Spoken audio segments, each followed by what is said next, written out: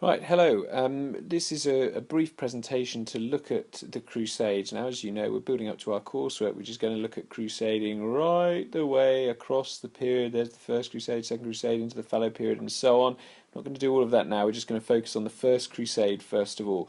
Just thinking about why it was launched, how it was launched, and what role the papacy played in that, etc., etc. All of the things that we're talking about in class at the moment.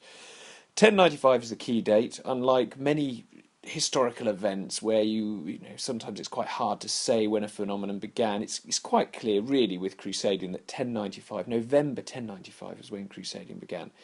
It started in 1095. The background to it, as we know, was that this chap here, Alexius, I'm going to move him over here, Alexius Comnenus, he's the Byzantine emperor, called for help. There he is, look, calling for help. He asked the papacy for some support. Why? Because Greek territory was under threat from the growing Muslim forces of the Seljuk Turks. Now, the thing to remember is that first of all, this wasn't entirely new. These appeals had been made to the West before by the Byzantine emperors, but secondly, this took place in March of 1095. It wasn't until November that the papacy actually launched the crusade itself. So I think it's important to remember that Urban II, when he launches the crusade, certainly Asbridge believes this was the case, that he was launching it proactively. And in many cases, he was actually looking to serve the interests of the papacy primarily. He urges the people of Christendom to go forth to Jerusalem in a very carefully stage-managed appeal at Clermont. He urges the people, it is thought, he said, go forth to Jerusalem. Of course, we never know exactly what he said because none of it was written down until afterwards, and there's an element of hindsight playing its role here. But ultimately, what we can be clear about is the beautifully drawn Urban II here was responsible for launching that First Crusade, the papacy at the very heart of the launch of the First Crusade, as indeed they were at the launch of every other crusade thereafter. The central element really of launching that crusade was the remission of sins. That if you went on this crusade and you died, you would gain remission of sins. It's clearly a very attractive proposition for the increasingly spiritually insecure people of Europe at the time. Okay, so 1095, the crusade is called, and the response shocks even Urban II. Again, Asbridge, I keep referring to Asbridge, but he refers to it as Urban II opening a Pandora's box. The first element of this, or the first real evidence that things are going out of control, is what's called the People's Crusade and the work of Peter the Hermit here. Now, Peter the Hermit was a very, very influential speaker, a preacher. He clearly had power to sway crowds. He was a very religious man. He reportedly smelt of fish and had a long kind of unkempt beard.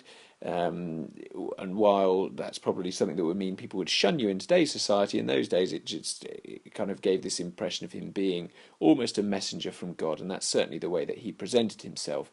He took Urban's words and he called on the people to go on crusade. Now, this is not what Urban had intended. He didn't want everyone in Europe upping sticks and leaving. He wanted the knights of Christendom to go on crusade. Peter the Hermit, however, gathers together a band of, yes, some knights, but also a large number of peasants, non-combatants, people who weren't there to fight. They were actually going effectively on pilgrimage, an armed pilgrimage. Now, there was a certain amount of, I've talked about kind of these Chinese whispers before, there was a certain element of that, as, for example, some groups decided to follow a goose and a she-goat, according to some of the sources at the time. So there was clearly an element of hysteria involved in this enormous, enormous response. Some of that hysteria can be seen in the massacre of the Jews in Central Europe. These bands that made their way through Europe and carried out some of these atrocities in the name of Christ. Urban II tries to stop these from taking place, but is powerless to do so. Is that perhaps the first indication of the papacy losing its grip on crusading right from the start? Possibly. Certainly the People's Crusade leads to riots and conflict as they make their way through Europe, and the crusade ends fairly quickly. They're defeated by the Seljuk Turks under Kilij Arslan almost as soon as they set foot in Asia Minor. Alexius's reaction, you can imagine, to this was one of shock and horror, which once again is illustrated beautifully on his face there. Alexius had expected these knights of Europe. What he got was 20,000 peasants, or many of them peasants. He was shocked and appalled and tried to move them on as best he could. The main crusade, of course, was to follow. The main crusade was slightly slower because they took a little bit more care over their organisation. They had to raise funds, which they were expected to do themselves, and they had to raise an army. People like Bohemond of Taranto, Raymond of Toulouse, Godfrey of Bouillon, Stephen of Blois, Hugh of Vermandois. What do they have in common? Well, they're leading members of the nobility. What do we not see on this crusade? That's the monarchs. There are no leading monarchs on this crusade. However, these are a group of very talented, very ambitious men, and they set forth for the Holy Land, and they too are faced with Alexius Comnenus when they reach Constantinople. Now, when they reach Constantinople, something very important happens. Alexius Comnenus binds this group to him through a series of oaths. He plays them off one against the other. One by one, he manages to get all of the leading figures to swear an oath to him. Now, what that means is that effectively they become, in Tierman's words in God's War, he calls them a Byzantine mercenary force. They are fighting for Alexius, perhaps rather than the Pope, which is interesting. And indeed, with that in mind, it's perhaps no surprise that they take Nicaea. Recently captured from the Byzantines, they reclaim it, with the help of Byzantine forces. This is, in a sense, a joint operation. The problems emerge later on as the crusading army make their way, after defeating Kilij Arslan, who underestimates them, interestingly enough, because he'd crushed the People's Crusade so easily. They make their way to Antioch, this important and very heavily fortified city.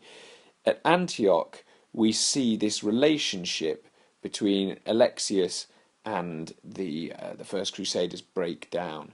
This is a key turning point in the First Crusade, because what happens is Alexius does not provide the support that the Crusaders believed had been promised to them. They are outside the walls of Antioch for months on end. They are starving, to the point of, as we've mentioned before, plucking out grains from manure in order to get any sustenance that they could, sucking the soles of their shoes, their leather shoes, anything they could do to get some kind of nutrition. And amidst that suffering, Alexius doesn't arrive. His troops don't arrive. And there is this great sense of betrayal. Bohemond, of course, capitalizes on that, and when they do take Antioch, he gets the other Crusaders to agree that it will not be handed over to the Byzantines, as their oath had suggested, but it will be kept by the person who takes it. Of course, it was Bohemond who takes it. So Antioch is a turning point, because this relationship, this oath that had been sworn, has now broken down. Antioch is in Christian hands as well, a significant development in itself. And also the Crusaders are free to move on. and they move on, of course, to Jerusalem in 1099. Now, what's critical about that journey from Antioch to Jerusalem is that, yes, there are hardships and yes, there are battles to be fought, but the Muslim forces in the area are beset by major divisions. The various Muslim forces will not unite and will not, therefore, be able to resist the Frankish forces, perhaps as little as 10% of what set out originally, but these kind of grizzled hardcore of veterans that have emerged from Antioch, the Muslim divisions, mean that nobody really stands up to them.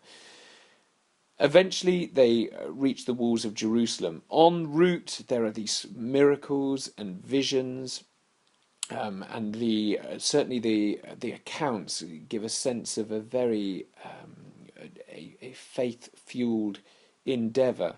When they reach Jerusalem, rather than launching an attack straight away, in fact they don't have the equipment to launch the attack straight away, but they actually march around the city walls in prayer, and singing hymns and so on, in order to prepare themselves for the attack. This is no ordinary military campaign.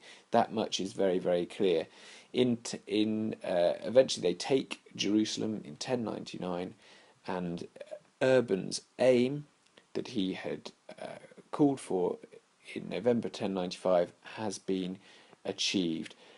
Terrible scenes, bloodbath that